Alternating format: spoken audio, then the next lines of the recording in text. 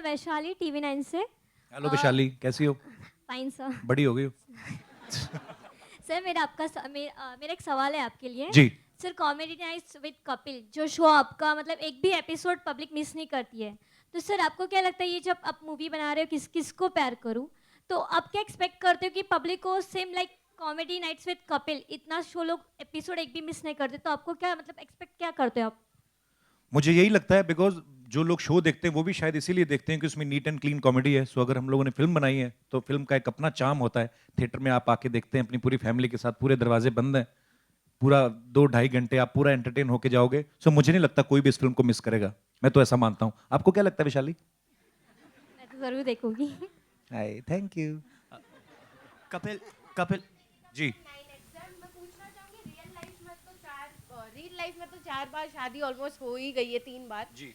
Real जी। Life में हम कपिल को कब देखेंगे दुल्हा बनते हैं? मैं हंसा रहा हूँ लोगों को, मुझे हंसाने दो। I am not looking happy. You are? नहीं, वो भी कर लेंगे जब टाइम आएगा। अब मेरी माँ के सामने मत पूछा करो, वो मेरे पीछे पड़ जाएगी। अभी फिर मम्मी बैठी हुई है, अब फिर घर जाके मेरे पीछे पड़ेगी।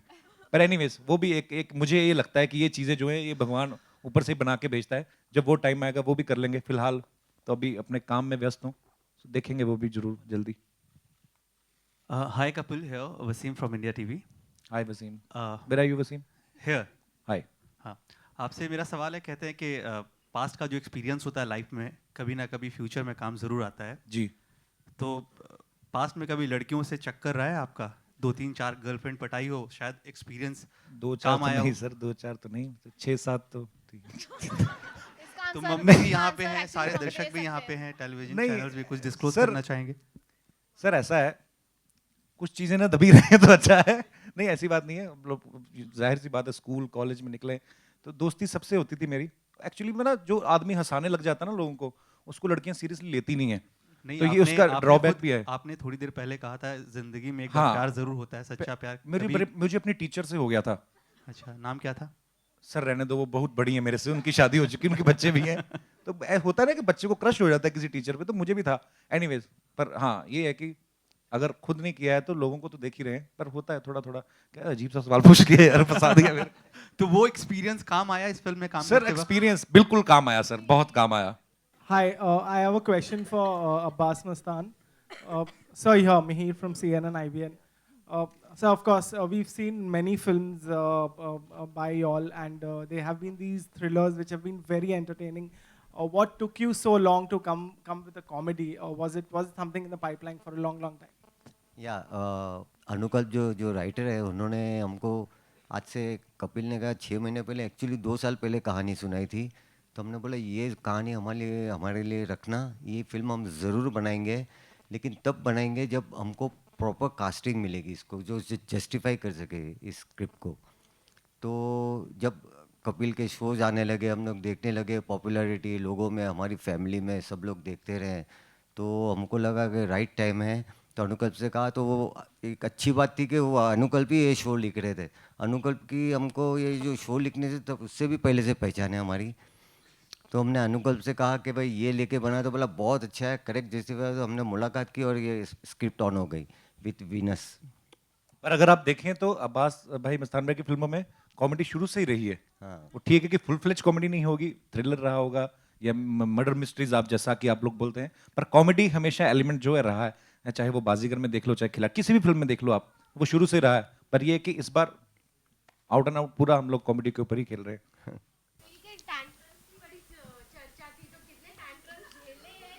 मस्तान भाई सच सच बता ही दो, कौन से टेंट्रम्स करता हूँ मैं?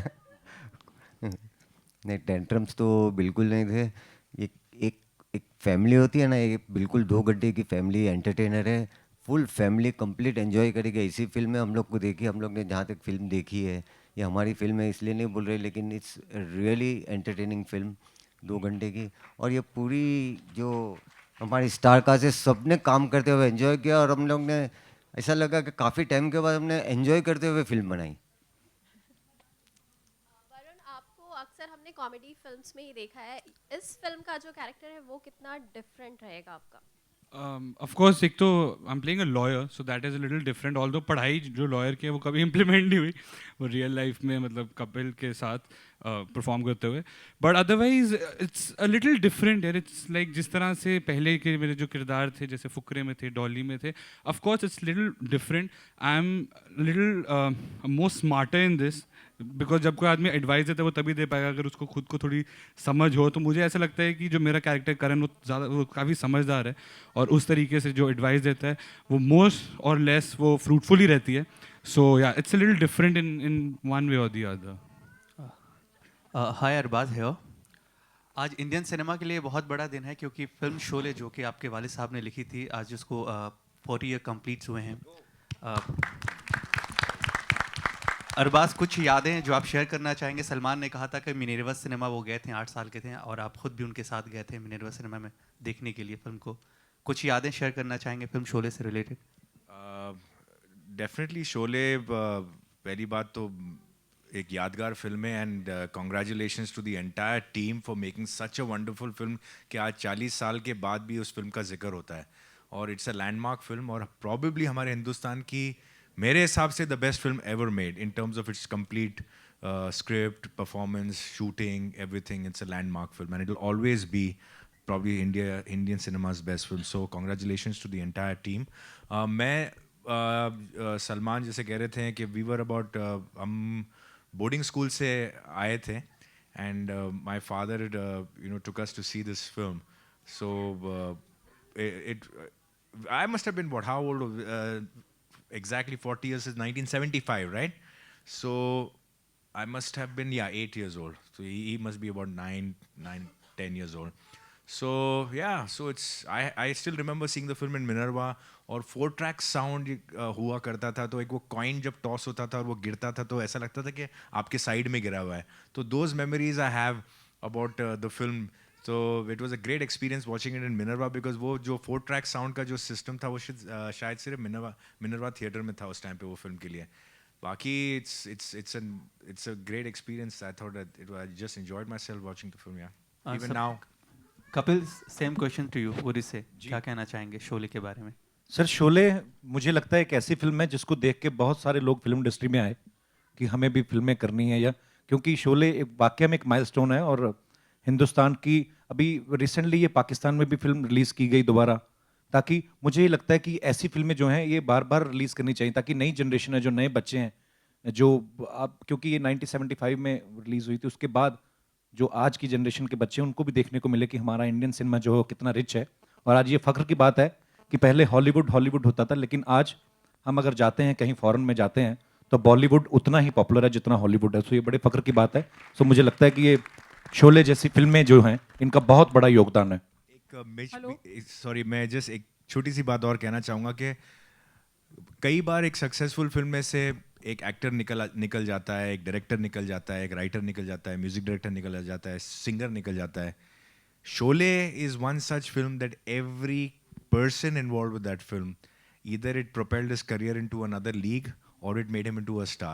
Right? You can think about anybody, from the action director to the music director to the character artist to the writers to the producer to the director to everybody. So very few films, when they become successful, everybody associated from that film benefits. Sir, film की घोड़ी तक hit हो गई, और क्या चाहिए? तो वो ऐसी फिल्म है. तो that's a great thing. So that's amazing about that film. Hello, मेरा सवाल कपिल जी से है. आरती सक्सेना जी. आरती जी कैसी हैं? आप पर्सनल लाइफ में बहुत रिजर्व्ड और शर्मीले हुए हैं, लेकिन फिल्मों से लेकर और स्टैंड अप कॉमेडी तक आपने हर लड़की का दिल जीत लिया है, पर्सनली भी, हीरोइंस का भी, और ये आपकी भी. तो आपको ऐसा लगता है कि कॉमेडी के जरिए लड़कियों को पटाना आसान होता है? मुझे इसका ऐसा एक्सपीरियंस है तो नहीं, लेकिन मुझे ये लगता है कि जब भी किसी लड़की को मैंने देखा, किसी को इंटरव्यू करते हुए, या कोई भी किसी को बोला ना कि आपको कैसा पति चाहिए, उनका सेंस ऑफ ह्यूमर अच्छा होना चाहिए, तो मुझे नहीं लगता कि लड़कियों को पति चाहिए, कि उनको टाइम पास चाहिए. पर इतना ज़रूर है कि हंसना सबको पसंद है मैम. सो मुझे भी यही लगता है, छोटी सी लाइफ है, क्या करना, लोग लड़ रहे हैं, मर रहे हैं, किसी के ऊपर कब्जा कर रहा है कोई. मुझे कई ऐसी न्यूज़ जब हम लोग देखते हैं, या कभी कोई टेररिस्ट अटैक होता है, तो बड़ा दुख पहुंचता है मन को. मुझे लगता है कि सब लोग एक ही जैसे क्यों नहीं है, हम लोग क्यों नहीं करते कि पॉजिटिविटी फैलाएं, हम लोग हैप्पीनेस फैलाएं दुनिया में, ताकि लोग आपको जाने के बाद भी याद रखें. सो मुझे लगता है हर जगह ये मस्ट होना चाहिए. मुझे लगता है हंसना मस्ट होना चाहिए. मतलब इसीलिए आप सब हीरोइनों के फेवरेट हैं? या तीन तीन बीवियाँ यहाँ पे बैठी हुई हैं, तीन तीन बीवी। है जैनी जी, जॉनी लीवर जी की बेटी, कि बाजीराव ये अब्बास मस्तान जी ने अभी तक आपके डैडी को हमेशा लिया है फिल्म में, और उनका हर शॉट लोगों को याद है आज भी। तो आप कितनी जिम्मेदारी महसूस कर रही हैं, अब आप हैं डैडी की जगह पे? जी हाँ, मुझे बहुत ज़्यादा खुशी हो रही है इस बात की कि मैं इस फिल्म में हूँ, और मैं थैंक यू करना चाहूँगी अब्बास सर, मस्तान सर और हुसैन सर का कि इन्होंने मुझे अपॉर्चुनिटी दी है। मुझे याद है मेरी सबसे फेवरेट फिल्म है बाजीगर, और ये डायलॉग है मेरे डैड का जो मुझे नहीं लगता कोई भूल सकता है, अनारकली का फ़ोन था, आइसक्रीम खाना ज़रूरी है। ये मेरा मुझे याद है, ये जो कैरेक्टर है बाबूलाल का, इतना आइकॉनिक कैरेक्टर है, इतना फेमस कैरेक्टर है, और मेरे लिए सिर्फ ये एक मतलब इट्स लाइक अ ड्रीम कि आज मैं एक फीमेल बाबूलाल कर रही हूँ इस फिल्म में, जैसे आप देख सकते हैं। और मैं चाहूंगा जेमी एक बार पापा को इमिटेट करके जरूर बताइए, पापा के एक्सप्रेशंस इतने खूबसूरती से कॉपी करती है। जेमी थोड़ा सा प्लीज। बाबा मेरे को माफ करो बाबा, मेरे छोटे छोटे बच्चे, वाह छोटे छोटे बच्चे। मेरा अगला सवाल मंजरी जी से है। मंजरी जी, यहाँ पे आपको ऐसा लगा, कभी ऐसा लगा कि कपिल सर के साथ आपको काम करने का मौका मिलेगा? I feel very lucky to be able to work with him. Film करते टाइम बहुत ही मज़ा आया. It was awesome to work with him because उनसे सीखने को भी बहुत मिलता है, बिकॉज वो कभी भी डायलॉग्स सेम लाइन में नहीं बोलेंगे. We have to be very alert, as Simran said. We have to be like very reactive, like acting is all about reacting. So you have to be very very sharp when you are acting with him. So बहुत ही मज़ा आया, and thank you Abbas Mastan sir कि मुझे opportunity दी आप लोगों ने कि मैं इस फिल्म में हूँ. अब्बास सर, मेरा सवाल आपसे है, आपने बहुत एक्टरों को डायरेक्ट किया है, कपिल को डायरेक्ट करते हुए कैसा लगा आपको, और कितना वो परेशान किया आपको? लेट आते थे या फ़ोन आता था, या तीन तीन बीवियों में उलझे रहते थे, कितना परेशान किया उन्होंने? क्या कहना चाहेंगे? नहीं, उन्होंने ज़रा भी परेशान नहीं किया हम लोग को. ये तो रॉन्ग है कि कपिल कभी लेट आए हो, या उनका नाइट शो चलता है तो नाइट के अंदर शो करते हैं वो, उसके बाद डेली मॉर्निंग में करेक्ट टाइम पे शूटिंग में आ जाते थे.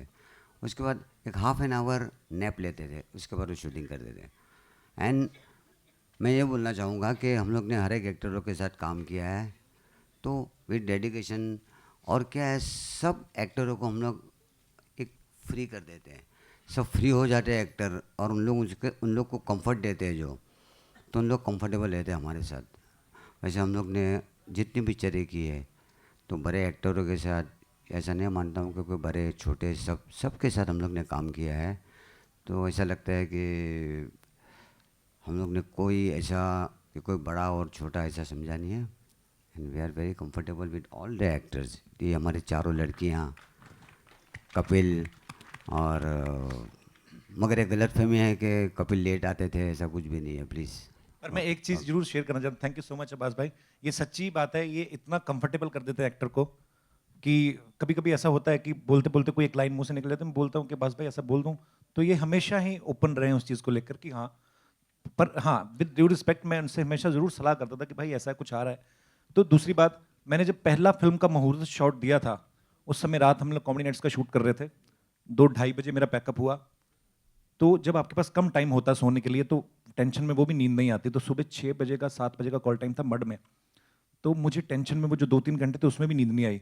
मैं पूरी रात नहीं सोया था, कॉमेडी नाइट्स का शूट किया था, और 1 सेकंड भी आंख नहीं लगी. तो मुहूर्त शॉट जब आप फिल्म में देखेंगे, तो जो मैं पहला शॉट है जो शादी का, वो मैंने पूरी रात जाग के दिया था. लेकिन पता नहीं वो एनर्जी कहाँ से आ गई. मेरे ख्याल से ऊपर वाला कुछ ना कुछ तो ध्यान रखता है आपका. सो इसीलिए हम लोग पहले गणेश वंदना करते हैं. सो उस रात मैंने अब्बास भाई को बताया था. पर ये इतना कंफर्ट कर देते हैं आर्टिस्ट को कि लगता नहीं हम लोग काम पे हैं. क्योंकि मैंने टीवी पे काम किया है. पिछले दिनों एक न्यूज़ आई थी कि I hate the way TV works. कोई फैन के साथ चैटिंग कर रहे थे हम लोग. टीवी ने मुझे सब कुछ दिया है, बात ये नहीं है कि, लेकिन टीवी में क्या होता है कि जैसे मुझे स्लिप डिस्क हुआ फेब में, जब हम लोग गानों की शूट कर रहे थे. मैं आप सबको बताना चाहता हूँ बिकॉज बहुत सारे र्यूमर्स आते हैं, हम लोग कभी नहीं मिल पाते इतना यूजुअली. लेकिन मैं आपको बताना चाहता हूँ हुआ क्या था. हम लोग गाने की शूटिंग कर रहे थे फेब में, उस दौरान मुझे स्लिप डिस्क हुआ था. फिर मैं 3-4 महीने खींचता रहा अपने आप को, क्योंकि आपको you have to produce episode for the telecast, you know. अगर मैं संडे को एपिसोड मेरा जाना है तो चाहे मैं बीमार हूं चाहे नहीं हूं, मुझे करना पड़ता है। तो उस तरीके से मैंने कहा था कि ये तरीका मुझे लगता है कि ऐसा नहीं होना चाहिए, किसी आर्टिस्ट को प्रॉब्लम भी हो सकती है। सो वो आज भी है, मैं रिकवर कर रहा हूँ। लेकिन कई लोग बोलते हैं कि अच्छा कि ये यूएस चला गया शोज करने और शो बंद किया, ऐसा नहीं है।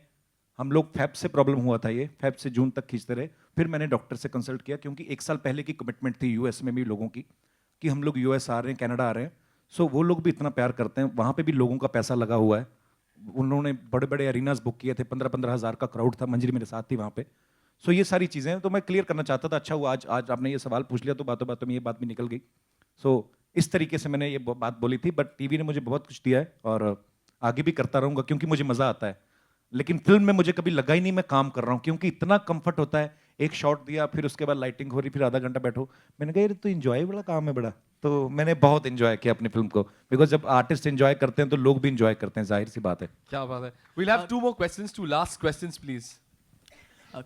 कपिल, अरबाज सर, वरुण, यहाँ पे एक छोटा सा सवाल है और उसके बाद एक छोटी सी रिक्वेस्ट है। कपिल, आपके शो के दौरान आपने अपनी फिल्म को जाने अनजाने किसी ना किसी तरह से आप प्रमोट करते आ रहे हैं हर एक पॉइंट पर। तो आगे की प्रमोशन स्ट्रैटेजी क्या क्या होने वाली है इस फिल्म को लेकर? सर मैं वही सोच रहा था कि हम लोग बाकी फिल्में तो प्रमोट करते हैं, मैं अपनी फिल्म कहाँ प्रमोट करूंगा। तो सबसे पहले तो अपने शो पे भी हम लोग करते रहते हैं, तो लोगों को पता तो है हमारी फिल्म का। बिकॉज कोई भी जब फिल्म स्टार्स आते हैं तो सबके जहन में ये बात है, सबको पता है कि हम लोग फिल्म बना रहे हैं, और अब तो काफ़ी बज़ भी हो चुका, लोगों को पता भी है।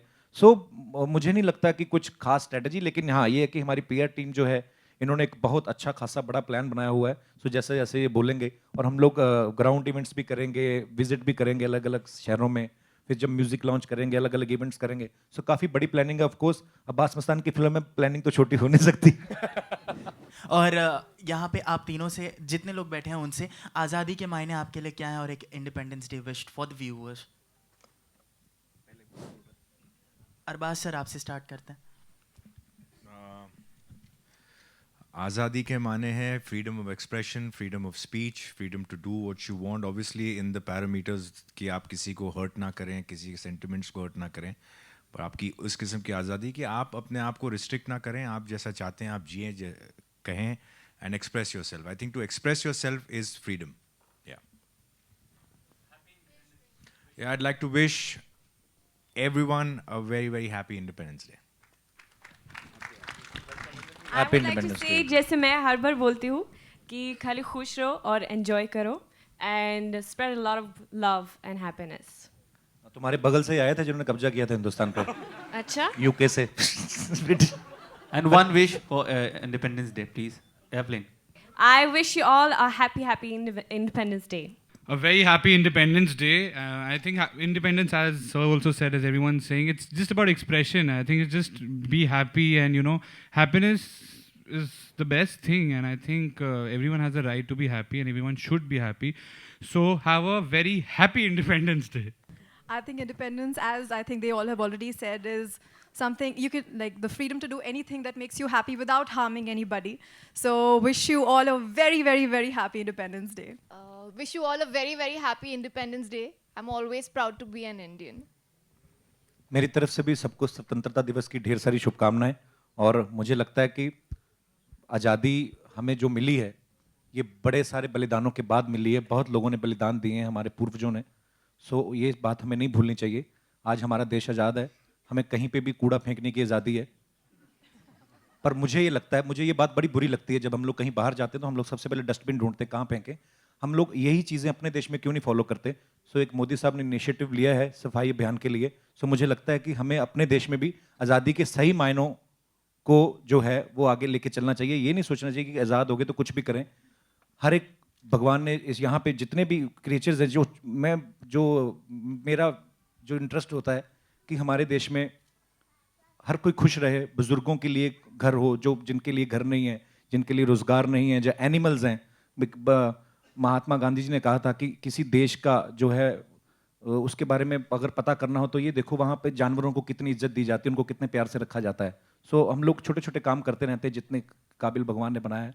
सो आज़ादी मिली है, उसकी बड़ी खुशी है, लेकिन हम सब जो है उसको सही मानों में लेकर चलें और अपने देश में साफ सफाई जरूर रखें कम से कम। यार एक छोटी छोटी चीज़ें, बाकी इतने बड़े हम हैं नहीं किसी को मैसेज दे सके। आप सबको बहुत बहुत मुबारक आज़ादी। Happy independence day. सबको प्यार बांटो और सबसे प्यार और अच्छी तरीके से रहो, सब एक दूसरे से मिलजुल के रहो। और हमारे देश में we are proud to be born in a democratic country where you have freedom to say anything, you express anything, और we are really really proud. Happy Independence Day to all. Happy independence day. तो मुस्तन भाई ने कहा, मेरा भी same जो बोलना है, मैं भी यही कह रहा हूँ। Rakshabandhan, Christmas, new year, next year republic day और कुछ यार अभी 4 बीवियों की बात हो रही है, रक्षाबंधन बीच में ले आए। Thank you, ladies and gentlemen, and a big round of applause. Thank you so much. I think it's a fabulous team. Thank you so much.